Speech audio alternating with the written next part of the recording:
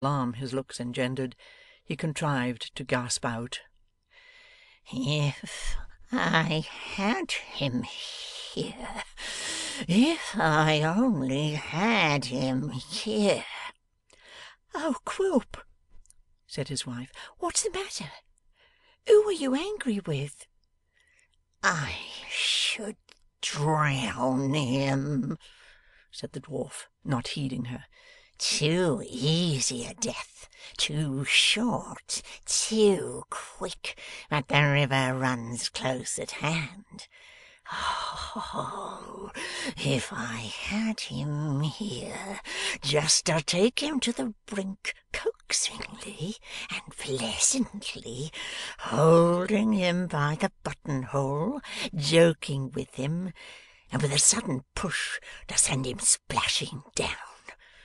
Drowning men come to the surface 3 times, they say. Ha ha! To see him those 3 times and knock him as his face came bobbing up! Oh, what a rich treat that would be!' 'Quilp!' stammered his wife, venturing at the same time to touch him on the shoulder. 'What has gone wrong?' She was so terrified by the relish with which he pictured this pleasure to himself, that she could scarcely make herself intelligible. 'Such a bloodless cur!' said Quilp, rubbing his hands very slowly, and pressing them tight together. 'I thought his cowardice and servility were the best guarantee for his keeping silence. Oh, Brass, Brass, my dear, good, affectionate, faithful, complimentary, charming friend, if I only had you here!'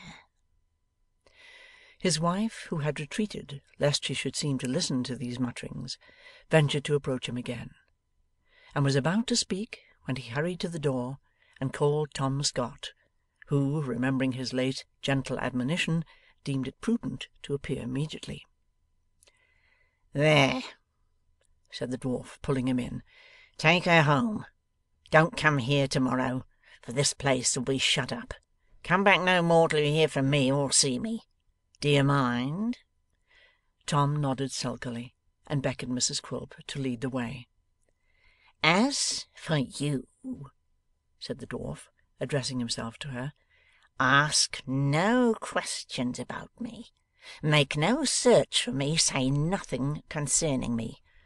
I shall not be dead, mistress, and that'll comfort you. He'll take care of you.' 'But, Quilp, what is the matter? Where are you going? Do say something more.' 'I'll say that,' said the dwarf, seizing her by the arm, 'and do that too, which undone and unsaid would be best for you, unless you go directly.' 'Has anything happened?' cried his wife. 'Oh, do tell me that!' 'Yes,' snarled the dwarf. 'No. What matter which? I have told you what to do. Woe betide you if you fail to do it, or disobey me by a hair's breadth. Will you go?' 'I am going. I'll go directly. But,' faltered his wife, 'answer me one question first. Has this letter any connection with dear little Nell? I must ask you that. I must indeed, Quilp. You cannot think what days and nights of sorrow I have had through having once deceived that child. I don't know what harm I may have brought about, but, great or little, I did it for you, Quilp. My conscience misgave me when I did it. Do answer me this question, if you please.' The exasperated dwarf returned no answer, but turned round and caught up his usual weapon with such vehemence that Tom Scott dragged his charge away by main force and as swiftly as he could. It was well he did so, for Quilp, who was nearly mad with rage, pursued them to the neighbouring lane, and might have prolonged the chase but for the dense mist which obscured them from his view, and appeared to thicken every moment. 'It will be a good night for travelling anonymously,' he said, as he returned slowly, being pretty well breathed with his run. 'Stay. We may look better here. This is too hospitable and free.' By a great exertion of strength, he closed the two old gates, which were deeply sunken in the mud, and barred them with a heavy beam. That done, he shook his matted hair from about his eyes, and tried them, strong and fast. 'The fence between this wharf and the next is easily climbed,' said the dwarf, when he had taken these precautions. 'There's a back lane, too, from there. That shall be my way out. A man need know his road well to find it in this lovely place to-night. I need fear no unwelcome visitors while this lasts, I think.'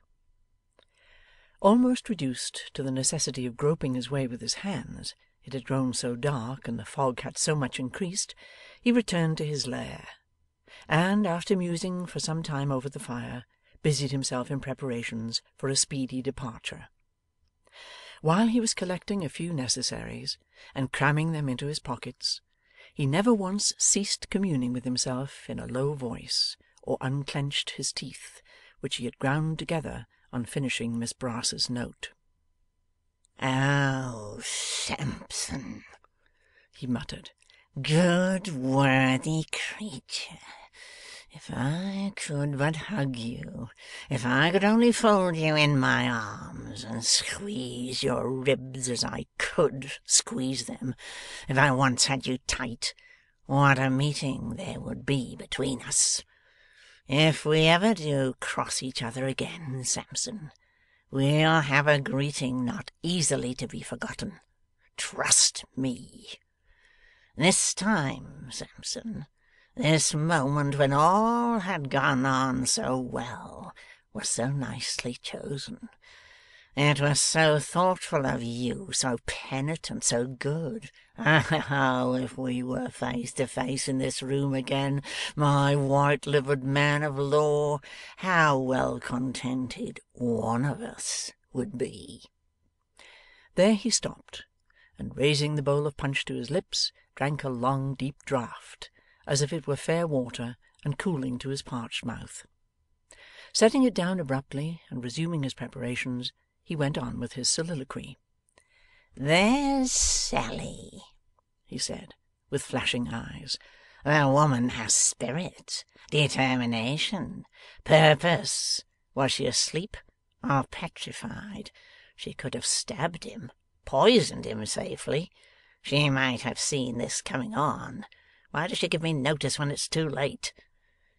When he sat there, yonder there, over there, with his white face and red head and sickly smile, why didn't I know what was passing in his heart?